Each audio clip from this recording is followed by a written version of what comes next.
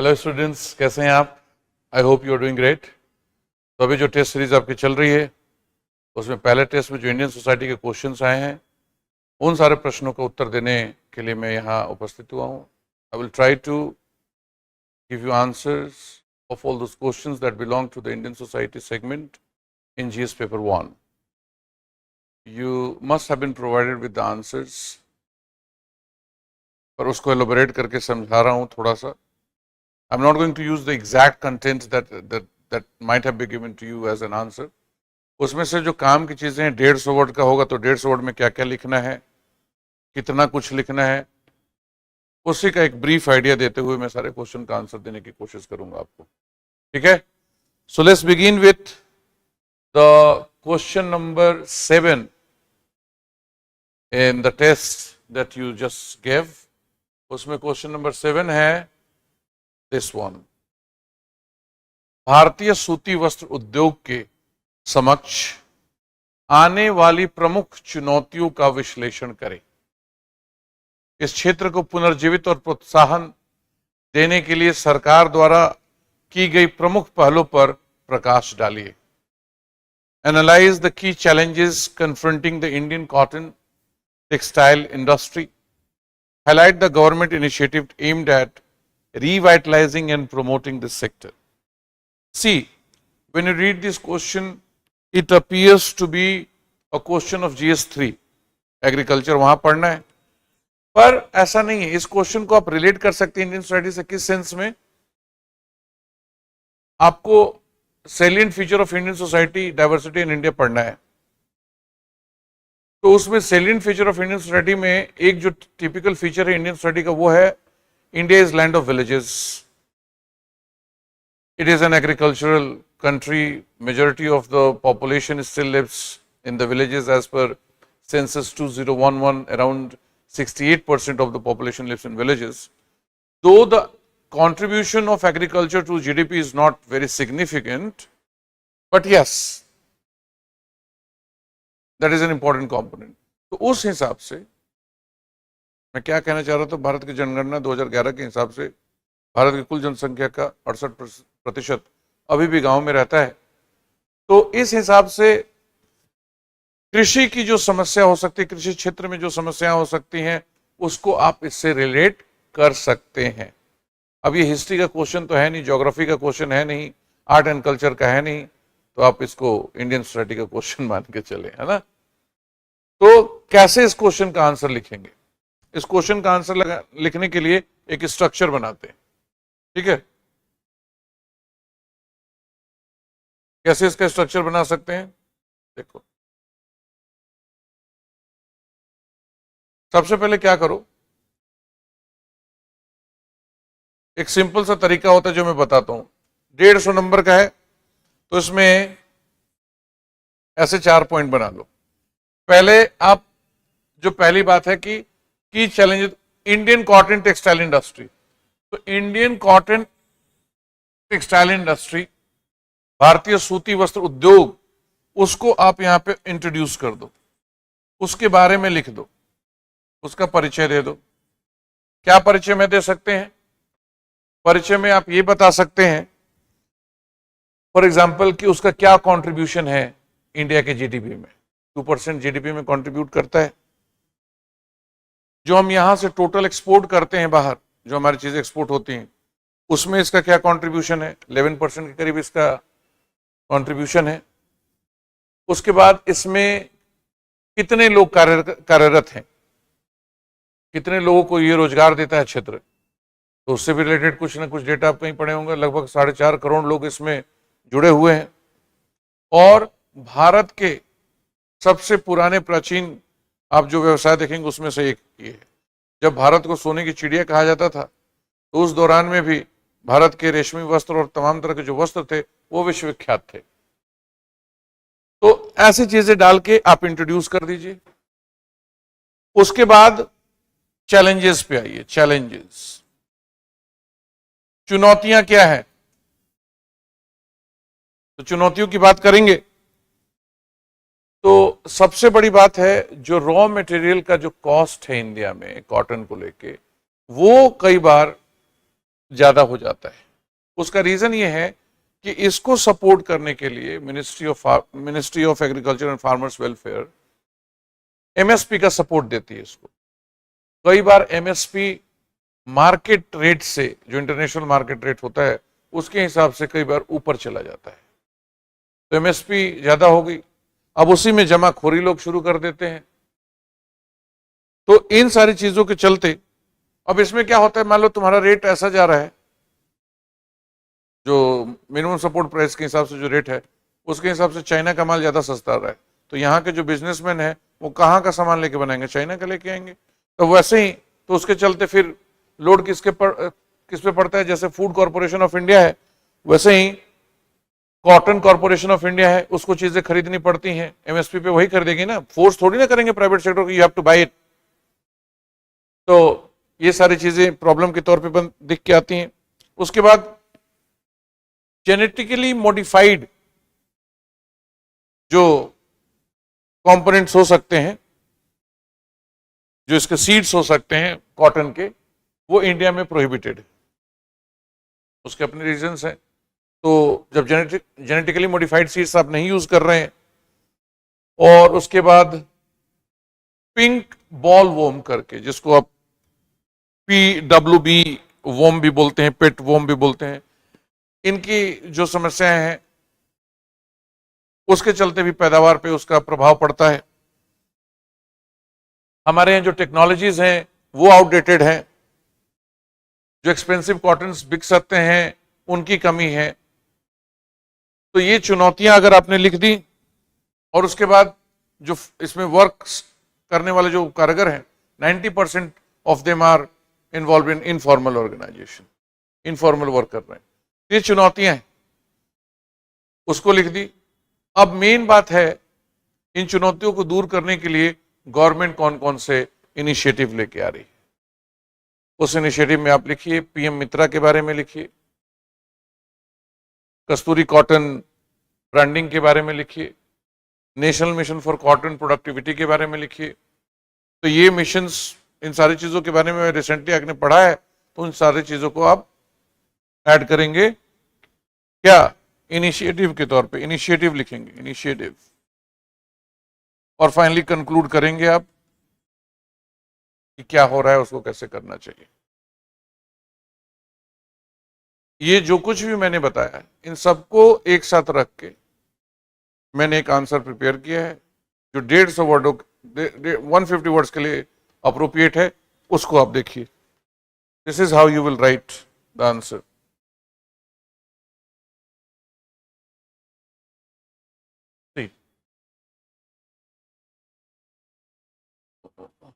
Here you are. एक question है आपका, अभी बाइलिंगुअल फॉर्मेट में मैंने इसका आंसर आपके लिए बना दिया है। क्या, इंपॉर्टेंस ऑफ सेक्टर, क्षेत्र का महत्व, ये इंट्रोड्यूस किया मैंने। Contribute 2% to India GDP, GDP में 2% का योगदान है। Account for 11% of total exports, ministry of textile का इंफॉर्मेशन है। कुल निर्यात 11% के बराबर है। 45 मिलियन वर्कर्स इसमें एम्प्लॉयड है, 4.4 करोड़ से अधिक लोगों को रोजगार देती है, और one of the oldest and largest industry, Bharat का सबसे पुराना और बड़ा उद्योग है। ये हो गया आपका इंट्रोडक्शन, आपने इंट्रोड्यूस कर दिया। अब हमें आगे जाना है। आगे प्रश्न में क्या है देखिए, हाईलाइट द गवर्नमेंट इनिशिएटिव, की चैलेंजेस पहले हमें हाईलाइट करना है, तो चैलेंजेस पे चलते हैं। की चैलेंजेस, प्रमुख चुनौतियां क्या है, तो देखिए, हाई रॉ मटेरियल, कच्चे माल की ऊंची कीमत। Indian cotton is 15 to 20% costlier then the global average, तो लोग क्यों खरीदेंगे। अब ये प्रॉब्लम आती है एमएसपी के चलते, होर्डिंग के चलते और वीक सप्लाई चेन के चलते। और इसमें मैंने लिख दिया, if market price decline the cotton corporation of India steps in to purchase cotton at MSP, protecting farmers from losses. तो मार्केट का प्राइस अगर उससे लो है तो उससे खरीद लेती, कोई बात नहीं, पर ये चैलेंजेस तो है ना, चुनौतियां तो हैं ये, कि आपका प्राइस ग्लोबल एवरेज से 15 से 20% ऊपर जा रहा था, कौन खरीदेगा। तो इसको ठीक करने की जरूरत है। फिर लो कॉटन प्रोडक्टिविटी, जीएमसी रिस्ट्रिक्शंस है, पिल्क बॉलवर्म पेस्ट अटैक है, ये सारी चीजें कंट्रोल करने की जरूरत है, ये चुनौतियां हमारे यहाँ। अब चाइना में शटरलेस लूम्स, मतलब जो मशीन है जिससे आप बनाते हैं cotton, sorry the cloth, cotton is ultimately used into making clothes, so the technology that is used for making clothes requires machines, better machines. So shuttleless looms are machines through which you produce the cotton. वो shuttleless looms are considered better than the older one. हमारे यहाँ सिर्फ 20% है, India में China में 80% है. So who are going to produce better clothes? China. That is also a challenge. ये जो ELS जो है, अतिरिक्त लंबा रेशा कपास की कमी जो होती है, एक्सेस लॉन्ग जो कॉटन होती है जिससे आप लग्जरियस क्लॉथ्स बनाते हैं, लग्जरियस जो कपड़े बनते हैं उसके लिए ELS वैरायटी होनी जरूरी होती है।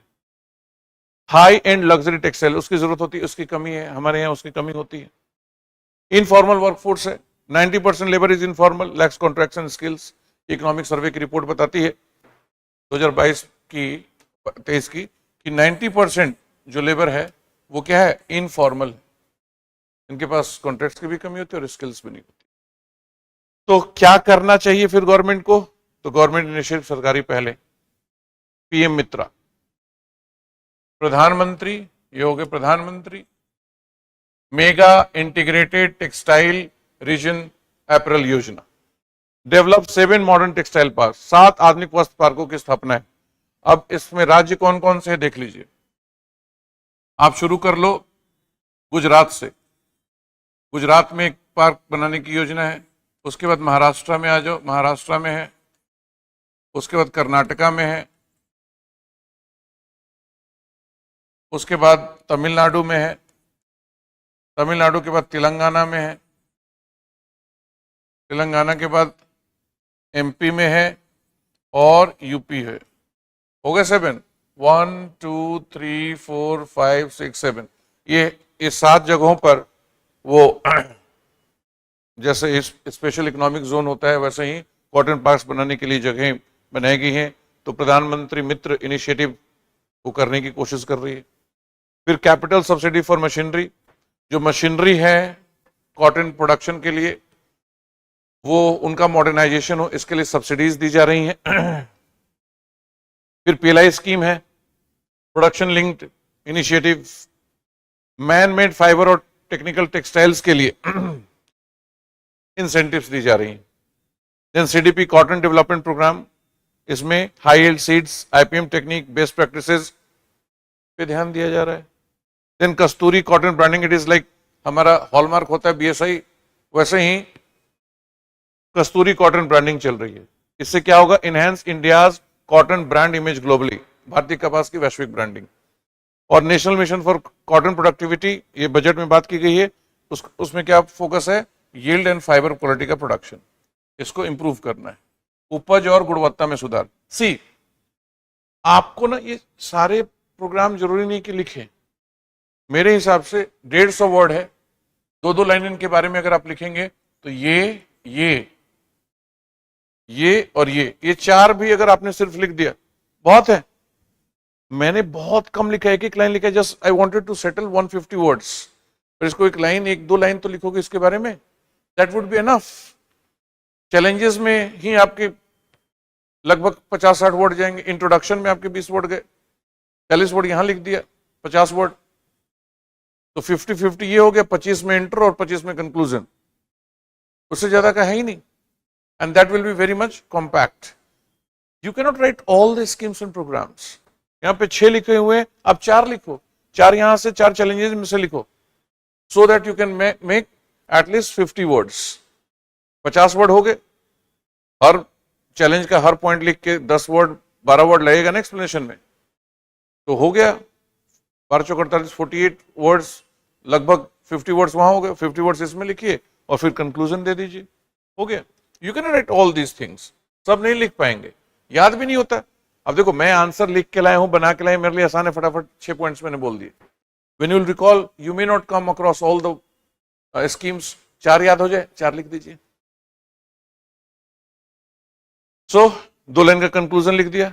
With focus modernization, skill training, policy execution and sustainable practices, India's cotton textile industry can become a global leader and employment power house. इसको हिंदी में अगर हम कहें कि अगर हम आधुनिकीकरण, स्किल्स पे और नीतिगत जो सुधार है वो करें और सतत जो सस्टेनेबल सतत प्रक्रियाएं हैं उनका इस्तेमाल करें, तो भारत की जो कॉटन इंडस्ट्री है वो भी एक वैश्विक नेतृत्व करेगी आगे चल के। मतलब विश्व में हम अच्छा इसको लेके कर सकते हैं। That's it. It was a simple question, though not very much in the line of questions that have been asked in Indian society. वैसा जो क्वेश्चन टिपिकली यूपीएससी पूछती है उससे थोड़ा हटके। एनीवेज कोई नहीं, चलिए अगले क्वेश्चन पे चलते हैं। Let's go to next question. Yes, this is a kind of question that they have been asking, और ऐसा क्वेश्चन वो पूछ भी चुके हैं। वैश्वीकरण से प्रेरित शहरी प्रवास ने भारत की शिक्षित और कामकाजी मध्यम वर्ग की महिलाओं के बीच नारीत्व और रिश्तेदारी की पारंपरिक धारणाओं को किस प्रकार परिवर्तित किया है? This question has already been asked. Almost similar question has been asked. How has globalization driven under migration transformed traditional notion of womanhood and kinship among educated and working middle class women of India? So this is a typical question related to globalization. See, whenever you talk about globalization, you have to talk about certain things. Impact of globalization is not limited to economic domain. The impact is there in the political and the social domain as well. वैश्वीकरण या भूमंडलीकरण का प्रभाव सिर्फ औद्योगिक क्षेत्र में देखने को नहीं मिलता, बल्कि राजनीतिक और जो सामाजिक या सांस्कृतिक क्षेत्र है, घटक है समाज का, उस पर भी भूमंडलीकरण या वैश्वीकरण का प्रभाव देखने को मिलता है। तो ये प्रश्न है वैश्वीकरण का प्रभाव सामाजिक घटक पे। यही प्रश्न बनता है इंडियन सोसाइटी में। इंडियन सोसाइटी में ग्लोबलाइजेशन का इंपैक्ट जीडीपी पे क्या पड़ रहा है नहीं होगा, वो इकोनॉमी का क्वेश्चन होगा। लेकिन भारत की महिलाओं पर, बुजुर्गों पर, परिवार की स्थिति पर, इनफॉर्मल सेक्टर पे आमतौर पर ऐसा कुछ प्रश्न है, वो सामाजिक हो गया, वो सोशल सेक्टर का क्वेश्चन हो गया। तो इसमें हमें जो क्वेश्चन डिस्कस करना है उसमें हमें कौन सी चीज पे ध्यान देना है? ग्लोबलाइजेशन का इंपैक्ट किस चीज पे? वुमेनहुड पे और रिलेशनशिप पे, वैश्वीकरण का प्रभाव नारीत्व पे और रिश्तेदारी पे। तो इसके लिए भी ऐसे 4 पॉइंट बना लेंगे। सबसे पहले इंट्रोड्यूस कर दो। क्या इंट्रोड्यूस करोगे? Impact of globalization. तो इंपैक्ट ऑफ ग्लोबलाइजेशन जब सोशल सेक्टर में बताओगे तो ध्यान रखना 2-3 चीजें बतानी होती है। अच्छा प्रभाव क्या है, बुरा प्रभाव क्या है? अच्छा प्रभाव में यह होता है कि ग्लोबलाइजेशन के चलते अवसर बहुत से बन गए, अपॉर्चुनिटीज आर मेनी। ये सिंपल सा अच्छी बात ग्लोबलाइजेशन की होती है। और जो इसकी जो खराब बात है जो मानी जाती है वो है कल्चरल होमोजेनाइजेशन, मतलब सांस्कृतिक समांगीकरण, सबको एक जैसा बना देना। अब एक जैसे बना देने में बुराई ये है कि इसमें पाश्चात्य संस्कृति का असर बनता है। वो एक जैसा कौन सा होगा? पाश्चात्य का, क्योंकि इकोनॉमिक डोमेन में इन्फ्लुएंस किसका है? डोमिनेंट कंट्रीज को जो इकोनॉमिकली होंगी वो कौन है? अमेरिका, कनाडा, यूरोप जैसी कंट्रीज। तो उनका असर हमारी संस्कृति पे पड़ता है तो हमारी संस्कृति उसमें खत्म होगी। कोई भी, इट्स नॉट अबाउट अस, कोई भी विकासशील देश, डेवलपिंग कंट्री, बैकवर्ड कंट्री पे जब ग्लोबलाइजेशन का इंपैक्ट आता है तो उसकी संस्कृति पर पाश्चात्य संस्कृति का प्रभाव पड़ता है और ऐसा माना जाता है पाश्चात्य संस्कृति उसको खत्म कर देती है, खा जाती है। ये हो गया उसका नेगेटिव इंपैक्ट। यही ध्यान में रखते हुए उस प्रश्न का हम उत्तर लिखेंगे। तो इंट्रोड्यूस कर देंगे कि भाई ग्लोबलाइजेशन क्या है, इसका क्या प्रभाव पड़ता है। उसके बाद वुमेनहुड पे, है ना, वुमेनहुड पे, तो वुमेनहुड पे क्या इसका असर पड़ा है, और उसके बाद किनशिप पे या रिलेशनशिप पे क्या इसका असर पड़ा है,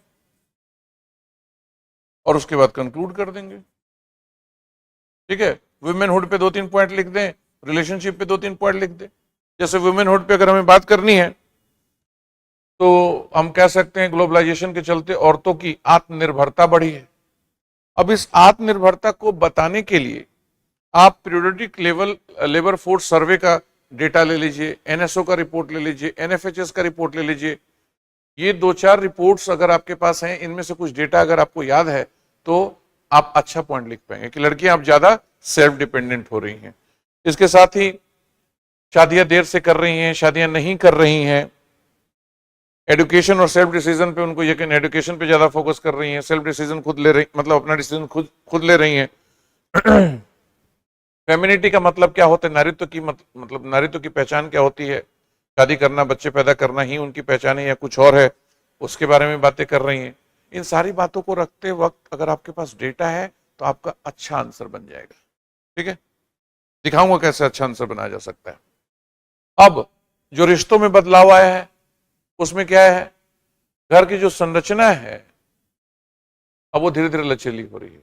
ज्वाइंट फैमिली सिस्टम से न्यूक्लियर फैमिली की तरफ जा रहे हैं हम लोग, या अच्छा पीछे ही मैंने जो बताया वैसी बात आगे भी कर सकेंगे कि लिव इन रिलेशनशिप में रहने की बात है।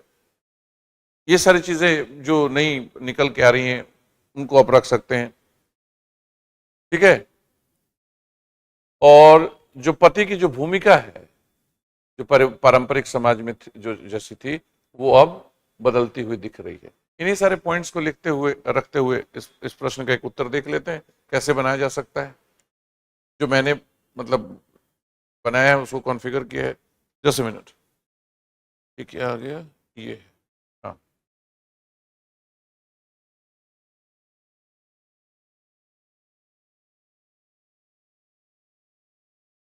सी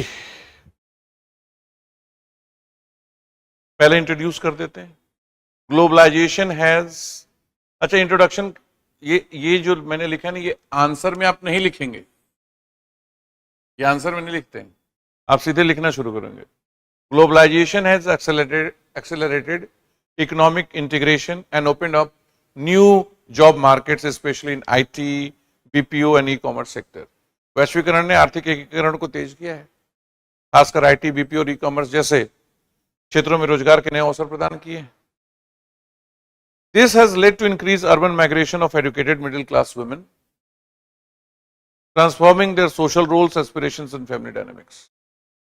इससे शिक्षित मध्यम वर्गीय महिलाओं का शहरी क्षेत्रों की ओर प्रवास बढ़ा है, जिससे उनकी सामाजिक भूमिकाएं, आकांक्षाएं और पारिवारिक संरचना में परिवर्तन हुआ है। अब कैसे, अब इसको दिखाएंगे मुख्य भाग में। आप चाहें तो यहाँ पे एक लाइन लिख सकते हैं आगे चल के, इसे इस प्रकार देखा जा सकता है, ऐसे करके दिखाएंगे कि कैसे हो रहा है। ट्रांसफॉर्मेशन इन वुमेनहुड, वुमेनहुड वाली बात थी ना, तो क्या वुमेनहुड में बदलाव हुआ है? वुमेनहुड में ये बदलाव हुआ है, फ्रॉम डिपेंडेंस टू ऑटोनॉमी, निर्भरता से आत्मनिर्भरता की तरफ। Women are now financially independent and career oriented, महिलाएं अब आर्थिक रूप से स्वावलंबी हैं और करियर उनके लिए ज्यादा मायने रखता है। पीरियोडिक लेबर फोर्स सर्वे के हिसाब से ये जो लेबर फोर्स पार्टिसिपेशन रेट जो होता है वो 28% से 28% हो गया है 23% से बढ़ के। ये 23-24 का रिपोर्ट है। पहले लेबर फोर्स पार्टिसिपेशन जो था फीमेल का वो 23% था, अब बढ़ के 28% हो चुका है। मतलब औरतों की भागीदारी काम में बढ़ रही है, तो इकोनॉमिक इंडिपेंडेंस आ रहा है। ये एक नया वुमेनहुड है। डिलेड एंड डिक्लाइन मैरिजेस, शादी को टालना या अस्वीकार करना। Women view marriage is a choice not obligation, उनको लगता है कि ये शादी करने की क्या जरूरत है, ये चॉइस है, करें ना करें। तो उसके चलते क्या बढ़ रहा है, कोर्ट मैरिज बढ़ रही है, लिव इन रिलेशनशिप बढ़ रही है, इंटरफेथ यूनियंस बढ़ रहे हैं, ये चीजें बदलाव आ रही है। क्या कोर्ट में शादी हो रही है, लिव इन रिलेशनशिप देखने को मिल रही है, अंतर जातीय नहीं, अंतर धार्मिक विवाह, ये यूनियंस बढ़ रहे हैं, ये सब बदलाव देखने को मिल रहा है। शिक्षा एवं निर्णय लेने की क्षमता बढ़ी है महिलाओं में, education and self decision. Higher education enhances their self worth and mobility, उच्च शिक्षा से उनकी गतिशीलता, जो इधर उनकी अपनी जो क्षमता है वो और उनकी गतिशीलता में प्रभाव पड़ा है। हाँ, AISHE की जो रिपोर्ट आती है मिनिस्ट्री ऑफ एजुकेशन की, उसके हिसाब से women are 48% of the total higher education enrolment. उच्चतर शिक्षाओं में जो एनरोलमेंट होता है उसमें अब 48% महिलाएं हैं। ठीक है, तो ये अच्छी बात है, बदल रही चीजें। रीडिफाइनिंग फेमिनिटी, नारीत्व की नई परिभाषा अब देखने को मिल रही है। Focus on self care, bodily autonomy and personality identity. खुद पे ध्यान दे रही हैं, अपने शरीर के ऊपर किसी और के स्वामित्व को स्वीकार नहीं कर रही हैं और अपनी पहचान पे उनका फोकस है। NFHS 5 की रिपोर्ट बता रही है कि total fertility rate drop to 2.0। Reproductive choices बदल रही हैं, मतलब हर औरत जो अपने पूरे जीवन काल में जितनी बच्चे पैदा करती है वो 2.0, स्टैंडर्ड 2.1 माना जाता है, 2.0 पे आ गया, मतलब 2 हो गया है। मतलब औरतें और भी अब चीजें कर रही हैं, चाहे बच्चे ना पैदा करना, एक बच्चा पैदा करना, एडॉप्ट कर लेना, ये सारी चीजें देखने को मिल रही हैं। दिस इज टू मच, बहुत कुछ हो गया। इसको सेंटेंस में आप लिखेंगे तो अच्छा खासा हो जाएगा। रिकॉन्फिगरेशन इन किनशिप नॉर्म्स, रिश्तों की परिभाषा में क्या बदलाव है वो देखिए। फ्लूइड हाउसहोल्ड, घर की लचीली संरचना हो चुकी है। कैसे? Shift from joint families to nuclear family और को लिविंग स्पेसेस। तो जो पहले हम ज्वाइंट फैमिली में रहते थे वो धीरे धीरे न्यूक्लियर फैमिली की तरफ होने लगी। एग्जाम्पल देखिए, growth of shared living among women in cities like Bengaluru and Gurgaon. Bangalore और गुड़गांव जैसे जगहों पे औरतें, 2-4 लड़कियां या जो काम करने वाले कामकाजी महिलाएं साथ में फ्लैट लेके रह रही हैं, ना वो ज्वाइंट फैमिली में ना न्यूक्लियर फैमिली में। ये नई चीज देखने को मिल रही। चेंजिंग पैरेंटल एक्सपेक्टेशन, बदलती पारिवारिक अपेक्षाएं। Working daughters in law face less traditional pressures. जो बहुएं हैं अब उनके पास वो पारंपरिक बाधाएं नहीं है।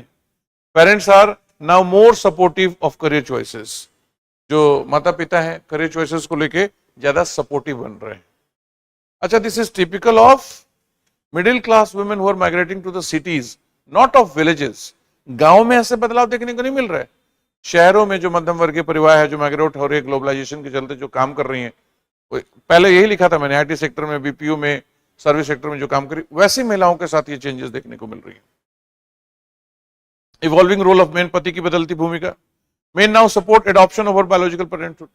एडॉप्शन को सपोर्ट कर रहे हैं, मतलब खुद के बच्चे पैदा करने के बजाय। Indicating a shift in motherhood expectations. महिलाओं से जो अपेक्षाएं हैं उसमें भी बदलाव हमें देखने को मिल रहा है। तो कंक्लूड क्या करेंगे? Globalization driven under migration has significantly redefined womanhood at kinship among India's educated middle class women। मतलब साफ साफ दिख रहा है कि ग्लोबलाइजेशन के चलते होने वाली अर्बन माइग्रेशन औरतों के अस्तित्व को और रिश्तेदारी को बहुत कुछ उसमें बदलाव उन्होंने किया है। यह प्रक्रिया महिलाओं को आर्थिक, सामाजिक और वैचारिक रूप से अधिक स्वतंत्र बना रही। To make this transition more inclusive there is a need for better safety, gender sensitive policies and support system to overcome caste and gender biases. इस ट्रांजिशन को और अच्छा समावेशी बनाने के लिए जरूरी है कि ज्यादा अच्छे सुरक्षा की, लैंगिक समझदारी की जो नीतियां हो सकती हैं उनको लाके इसको और इफेक्टिव बनाया जाए। ये डिफिकल्ट क्वेश्चन नहीं था, ऐसे क्वेश्चन कई बार पूछे जा चुके हैं, तो इस प्रश्न का उत्तर लिखने में मुझे नहीं लगता कि अब वो कुछ खास दिक्कत आई होगी। चलिए अगले प्रश्न की तरफ चलते हैं। Let's see the next question. Just a minute, क्या है प्रश्न? ये थोड़ा इंटरेस्टिंग क्वेश्चन है। देखिए, समकालीन नृवंश विज्ञान एथनोग्राफिक संबंधी अंतर्दृष्टि से पता चलता है कि भारत का सामाजिक वर्गीकरण पारंपरिक 4 स्तरीय वर्ण व्यवस्था से कहीं आगे तक विस्तृत है। प्रासंगिक उदाहरणों के साथ इस कथन का परीक्षण करें। साथ ही सुझाव दीजिए कि जातिगत जनगणना सामाजिक आर्थिक असमानता को कम करने में कैसे सहायक सिद्ध होगी। काफी बड़ा क्वेश्चन है, 150 वर्ड में हम क्या ही लिख पाएंगे हम लोग, पर कोशिश करते हैं। तो इस क्वेश्चन के आंसर में आपको पहले ये दिखाना है कि जो आज हम जो स्टडी करते हैं, कंटेम्प्रेरी एथनोग्राफिक जो स्टडीज हैं, जो सोशियोलॉजी में हो, एंथ्रोपोलॉजी में हो, समाजशास्त्र में हो, मानव विज्ञान में जो स्टडी आती है, उसमें दिखता है कि भारत में वो पुरानी जो जाति व्यवस्था थी, ब्राह्मण, क्षत्रिय, वैश्य, शूद्र, ऐसी वर्ण व्यवस्था देखने को नहीं मिलती है। हाँ, वो काफी बढ़ चुकी है। आप सोशियोलॉजी की बात करें तो वो चाहे एम.एन. श्रीनिवास हो, चाहे आंद्रे बेत्ते हो, चाहे दीपांकर गुप्ता हो, ऐसे तमाम सोशियोलॉजिस्ट का मानना है कि डेफिनेटली कास्ट सिस्टम इस अवधारणा से तो बहुत आगे की चीज है। कास्ट सिस्टम रियलिटी में ऐसा देखने को नहीं मिलता है। तो इसको हमें देखना होगा तमाम एग्जाम्पल देके। जैसे आप एग्जाम्पल देके बता सकते हैं कि कैसे तमाम मतलब हजारों तरह की जातियां हमें यहाँ पे देखने को मिलती है। अगर 4 ही जातियां तो इतनी हजार जातियां कैसे हमें देखने को मिलती हैं। और जरूरी नहीं है कि हर जगह यही हायरार्की काम करे, कहीं पे कोई जाति ऊपर है, कहीं पे कोई जाति ऊपर है। यहाँ पे आप चाहें तो लिख सकते हैं, मैं सोशियोलॉजिकल डेफिनेशन समझा रहा हूँ, एम.एन. श्रीनिवास का संस्कृताइजेशन का जो कॉन्सेप्ट है, जिसमें कई जातियां नीचे से ऊपर उठ के ऊपर आ चुकी हैं। तो वही हायरार्की नहीं चल रही, चीजें बदल चुकी हैं बहुत हद तक। उसी के साथ साथ भारत एक ऐसा देश है जहाँ पे कास्ट सिस्टम न सिर्फ हिंदुओं में बल्कि अलग अलग जातियों में भी अलग अलग धर्मों में भी देखने को मिलता है। खास करके अगर आप मुस्लिम समुदाय की बात करें तो खास करके यूपी वाले क्षेत्र में गौस अंसारी की स्टडी है। Among Muslims there are 3 groups of Ashraf, Ajlaf and Arzal. ठीक है, तो इन सारे पॉइंट से आप दिखा सकते हैं कि कैसे ये चीजें बदली हैं समय के साथ। ठीक है, अब इसमें बात है कि क्या कास्ट सिस्टम से इसमें कुछ चीजें बदलेंगी? शायद बदल सकती हैं। शायद उससे हमें ये पता चले कि जो वाकई जो पिछड़ी जातियां हैं वो कौन है, उन वहां पे किस बदलाव की जरूरत है, उन चीजों को हम शायद इसमें ला सकें। जो वाकई पिछड़ी जाती हैं उनका हमें अनुमान नहीं है ना। जैसे हम लोअर कास्ट में ही अगर हम बात करें, शेड्यूल कास्ट की बात करें, जब तुम कंपेयर करोगे वाल्मीकि समुदाय को जाटो समुदाय से, यूपी की अगर हम बात करें तो जाटो समुदाय काफी आगे बढ़ चुका और वाल्मीकि समुदाय उसमें पीछे रह गया है। तो ऐसे जितने भी समीकरण हैं इनमें सुधार तो हो ही सकता है कास्ट, अगर हमारे पास कास्ट सेंसस आता है तो। वैसे एक लिमिटेशन जरूर दिमाग में रखना, लिखना हो तो आप लिख सकते हैं कि कास्ट जो सेंसस है इसका पॉलिटिकल यूज नहीं होगा, ये बड़ा कहना मुश्किल है। उसका सिर्फ डेवलपमेंट में इस्तेमाल होगा ये जरूरी नहीं है। उसको अलग अलग पॉलिटिकल पार्टी अपने बेनिफिट के लिए इस्तेमाल कर सकती हैं, ये भी एक प्रोविजन बनता है। तो इसी इन्हीं सारे पॉइंट्स को रख के देखिए कैसा आंसर बनाया जा सकता है। Let's see.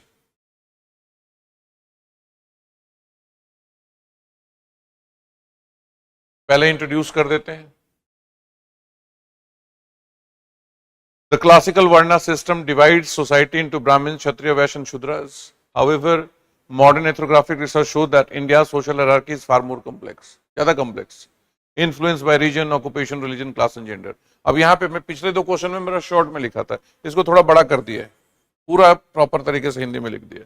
परंपरागत वर्ण व्यवस्था समाज को ब्राह्मण, क्षत्रिय, वैश्य और शूद्र में बांटती, लेकिन आधुनिक नृविज्ञान के अध्ययन बताते हैं कि भारत की सामाजिक पदक्रम प्रणाली कहीं अधिक जटिल है, जिसमें क्षेत्र, व्यवसाय, धर्म, वर्ग और लिंग का भी प्रभाव देखने को मिलता है या प्रभाव होता है। तो देखते हैं India social hierarchy. Multiplicities of jatis and regional diversity, जाति की विविधता और क्षेत्रीय भिन्नता। India has over 4000 jatis with localised power structure that often override varna classification.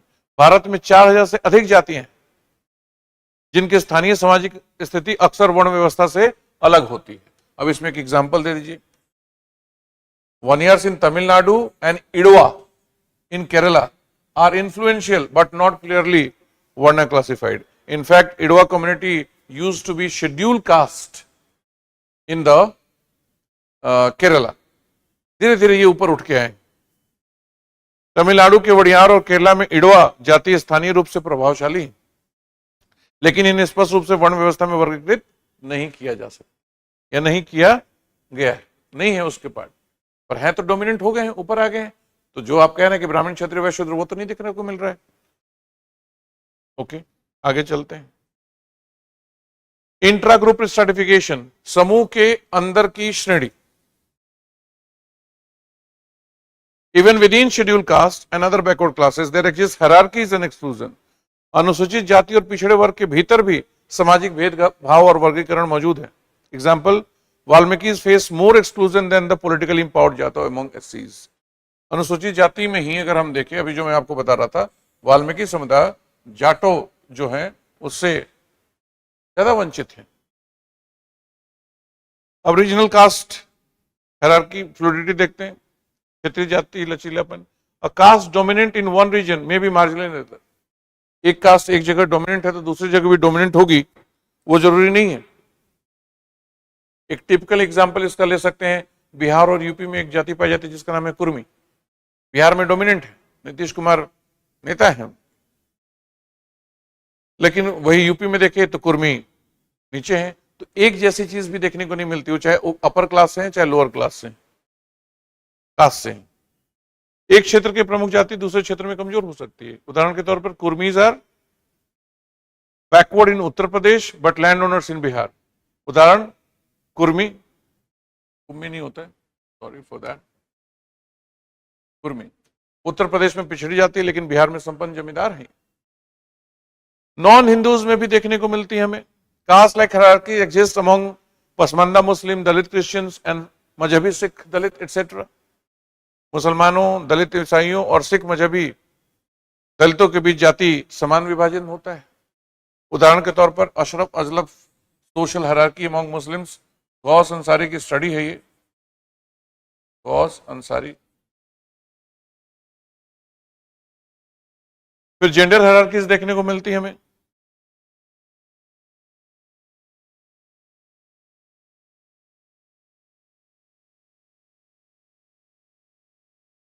Dalit and tribal women face triple discrimination based on caste, class and gender. Dalit और आदिवासी महिलाएं जाति, वर्ग और लिंग के आधार पर त्रिस्तरीय भेदभाव झेलती हैं। त्रिस्तरीय समझ में आया? देखो कैसे दलित और जो ट्राइबल है वो कास्ट का भी उनको प्रॉब्लम झेलना पड़ता है, क्लास का भी झेलना पड़ता है और जेंडर का भी। जो अपर कास्ट वुमेन है उनको सिर्फ जेंडर का प्रॉब्लम है, male are oppressing them not others. यहां पे तीनों को झेलना पड़ता है, तीनों प्रॉब्लम झेलनी पड़ती है। Manual scavenging mostly done by Dalit women, मतलब जो महिला साफ करने वाली बात है उसमें महिलाएं देखने को मिलती है, दलित महिलाएं। उसके बाद बात है मॉडर्न न्यू कास्ट डायनेमिक्स, आधुनिक जन नवजातीय संरचना। Caste persist strongly in urban housing, jobs and marriages choices. शहरी क्षेत्रों में जाति का प्रभाव आवास, रोजगार और विवाह में बना हुआ है। और इसमें एक एग्जांपल देती है, over 60% of Indian marriages remains इंट्राकास्ट। अब देखो ये मैंने जानबूझ के वो वाला पॉइंट अभी इंक्लूड नहीं किया, it will make it 250 words. पर आप ये कह सकते हैं एक कंक्लूजन में मैंने ऐड नहीं किया पर अभी ऐड कर दे रहा हूं, India's caste hierarchy is dynamic and intersectional far beyond the simple varna system. Understanding this complexity is crucial for social justice and inclusive development. And in that sense, उस सेंस में caste census may help only if it is not used for political benefit। तो हमारे पास प्रश्न ये था ना कि जातिगत जनगणना से प्रभाव पड़ेगा कि नहीं, तो अब लिख सकते हैं कि जातिगत जनगणना से इसमें प्रभाव, इससे मदद मिल सकती है तभी जब इसका इस्तेमाल राजनीतिक फायदे के लिए या राजनीतिक लामबंदी के लिए न किया जाए। हो गया, 150 वर्ड का क्वेश्चन है, इससे ज्यादा क्या ही लिखेंगे। ज्यादा से ज्यादा ये कर सकते हैं कि जो मैंने डिटेलिंग दी है इसमें 4 पॉइंट वो लिखें और 4 पॉइंट कास्ट सिस्टम से क्या फायदा होगा, तो फायदा यही होगा, फायदे में भी यही पॉइंट घुमा कर लिख सकते हैं कि ये हो रहा है, ये नहीं होगा, ये हो रहा है, ये नहीं होगा, ऐसे करके भी पॉइंट लिख सकते हैं। ठीक है, एक और क्वेश्चन देखते हैं, चलिए अगले क्वेश्चन पे।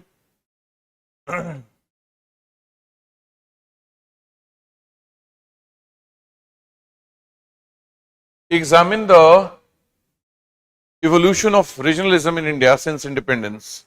How has its nature and expression changed over time? स्वतंत्रता के बाद भारत में क्षेत्रवाद के विकास का परीक्षण कीजिए, समय के साथ इसकी प्रकृति और अभिव्यक्ति में क्या परिवर्तन आया बताइए।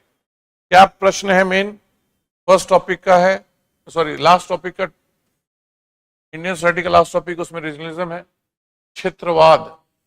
तो देखो जैसे ही क्षेत्रवाद की बात आती है, रीजनलिज्म की बात आती है, तो पोट्टी श्रीरामलू जो कि उपवास पर बैठे थे और अंत में उनकी मृत्यु हो जाती है, और उसके बाद फजल अली के नेतृत्व में स्टेट रीऑर्गेनाइजेशन शुरू होता है और फिर तमाम तरह के स्टेट्स बनते हैं। ये सारी चीजें आपने पढ़ी होंगी हिस्ट्री में कहीं ना कहीं।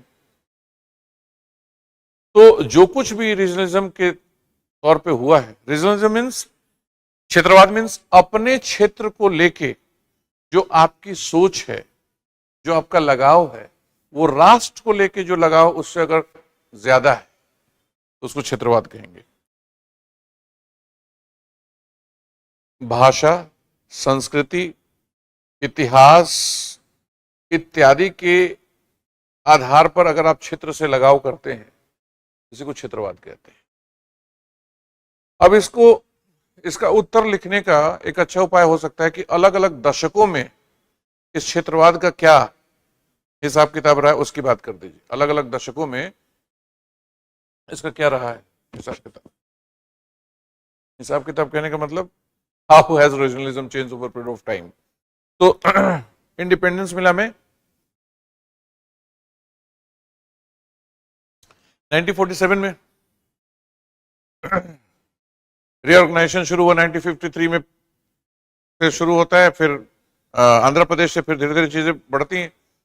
तो 1950s से लेके 1960s की बात कर लेते हैं, 1970s से 1990s की बात कर लेते हैं, फिर 2000 ऑनवर्ड्स में 21st सेंचुरी से आगे की बात कर लेते हैं, और फिर फाइनली प्रेजेंट ट्रेंड की बात कर लेंगे और उसके बाद कंक्लूजन लिख देंगे। हो गया, ये एक तरीका हो गया आंसर बनाने का। Let's see.